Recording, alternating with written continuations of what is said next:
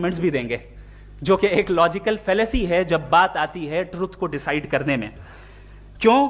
مثال کے طور پر وہ کہیں گے کہ اگر گاڈ ہے تو ایول کیوں ایگزسٹ کرتا ہے، جبکہ میں کہتا ہوں ایول کا ایگزسٹ کرنا گاڈ کے ایگزسٹ کرنے کی دلیل ہے، اس کے خلاف نہیں ہے.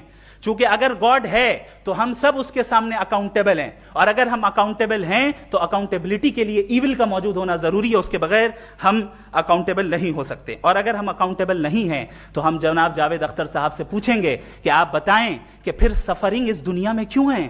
اگر خدا نہیں ہے تو سفرنگ کیوں ہیں؟ اور ان لوگوں کے جذبے کا کیا جن کے اندر سفرنگ کے بعد انتقام لینے کا جذبہ پایا جاتا ہے اور وہ اس دنیا سے ایسے ہی چلے گئے، کیا ان کی ساری تکلیفیں بیکار چلی جائیں گی؟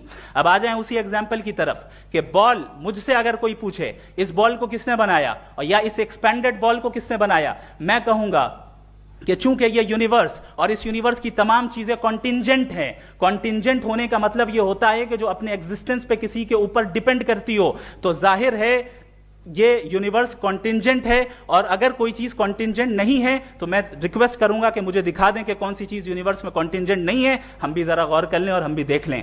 اور جب کانٹینجنٹ چیزیں موجود ہیں تو فلاسفرز کی اصطلاح کے مطابق، ہم اس ٹرمینالوجی کے مطابق ہم اس جگہ تک پہنچتے ہیں اور اس ہستی تک پہنچتے ہیں جسے نیسیسری بینگ کہا جاتا ہے، کہ یہ وہ نیسیسری بینگ ہے جس کا موجود نہ ہونا ناممکن ہو. چونکہ اگر یہ موجود نہ ہو تو ساری چیزیں ایگزسٹنس میں آئیں گی ہی نہیں، اور یہ ساری کانٹینجنٹ چیزیں اسی کے اوپر ڈیپینڈ کرتی ہیں. اب اگر آپ یہ سوال کرتے ہیں کہ پھر اس ہستی کو کس نے بنایا، پھر اس کا کاز کیا ہے، پھر اس کا کاز کیا ہے، پھر اس کا کاز کیا ہے، اور اینڈلیسلی چلے جائیں، اسے